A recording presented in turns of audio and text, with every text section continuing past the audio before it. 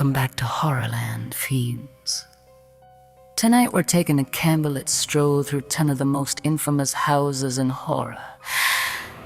These are the abodes that creak in your nightmares, where wallpaper whispers and every floorboard has a secret.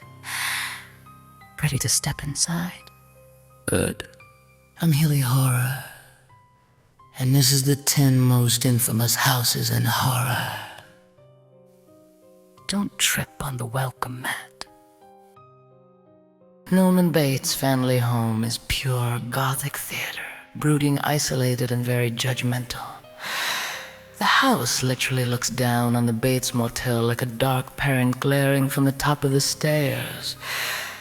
It isn't just a backdrop. The mansion is a psychological prop that looms over Norman's split mind.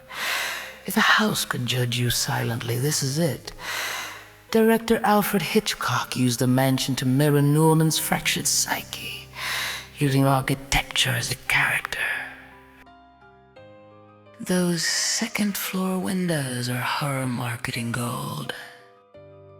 The Amityville house is the one that practically winked at us with malice. Floating pig heads, howling, and bloody walls are all part of the allegedly haunted real estate drama. The real house at 112 Ocean Avenue cemented itself into pop culture as a face of domestic evil and is still part of water-cooler conversations as to whether or not the haunting was real. But above all else, those eyes. The eyes windows are central to the film's poster imagery, a symbol that's stuck in the public subconscious. Movie posters and movie media covers.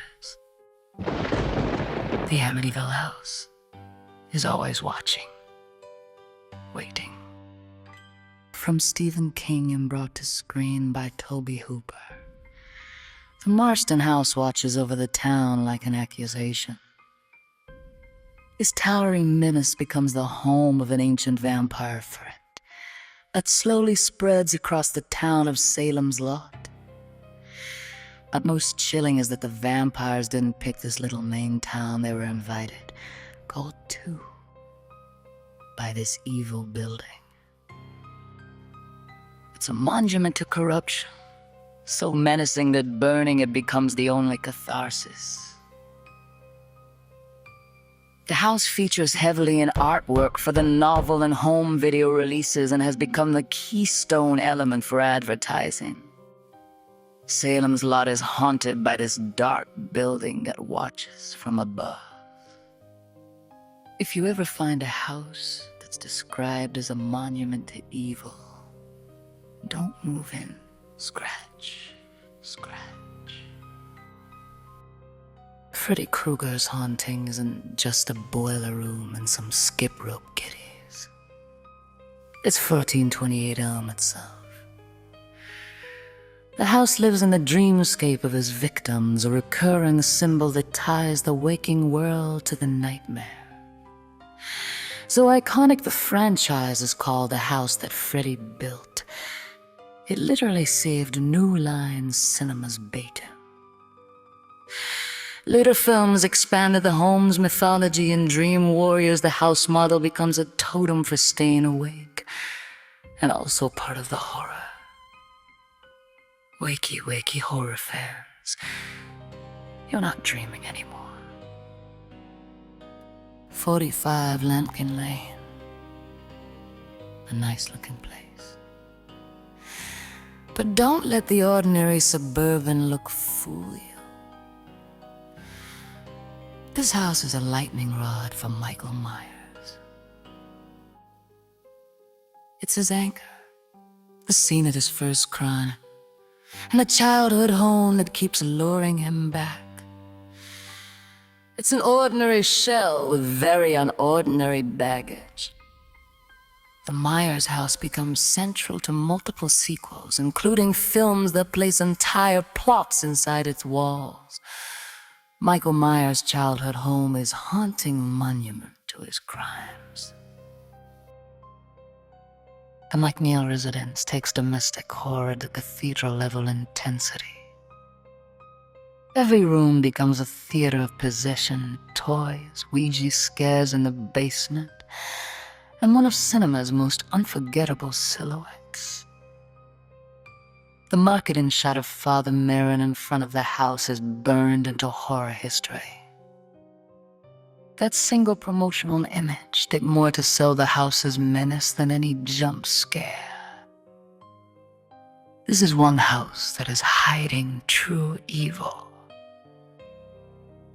The power of Hilly compels you to like and subscribe. George Romero didn't just invent modern zombies, he invented the cinematic home invasion. The old farmhouse becomes a claustrophobic battleground where the living fight to keep the dead out. He turned the idea of safety at home on its head and birthed 1,000 barricade tutorials. The film Siege setup influenced countless games and movies. Home defense as survival gameplay.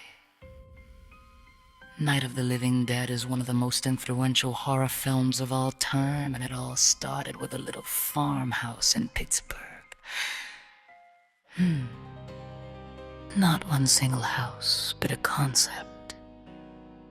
The franchise that used haunted dwellings to spin wildly different stories, psychological, supernatural, even comic.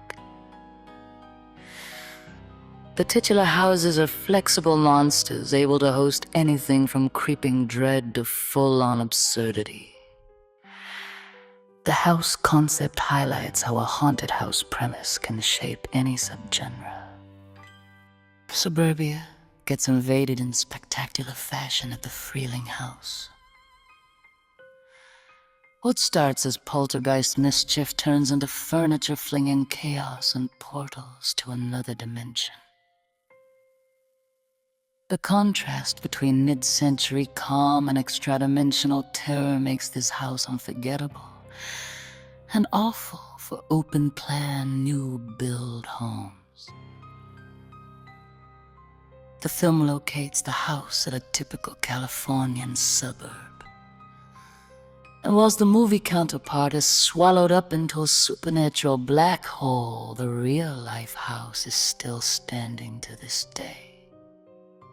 The Evil Dead is the ultimate cabin in the woods movie that spawned both ultra-violent possession and an entire subtrope.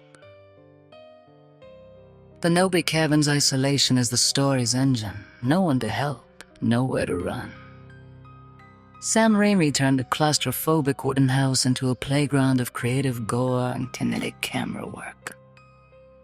The cabin trope became a genre staple. You can trace countless modern horrors back to this one rickety shack. So, which of these houses would you dare to spend a night in? A haunted Victorian that remembers everything? A suburban shell with a portal behind the wardrobe? A cabin that definitely wants you gone? Tell us on the socials. And if you've got a favorite haunted house we missed, don't leave it standing, burn it down in the comments. Before I bail, a quick cloak and dagger PSA. If you're planning a horror-themed home renovation, avoid selecting second-floor windows that look like angry eyes. Trust me on this one. Good night, goblins.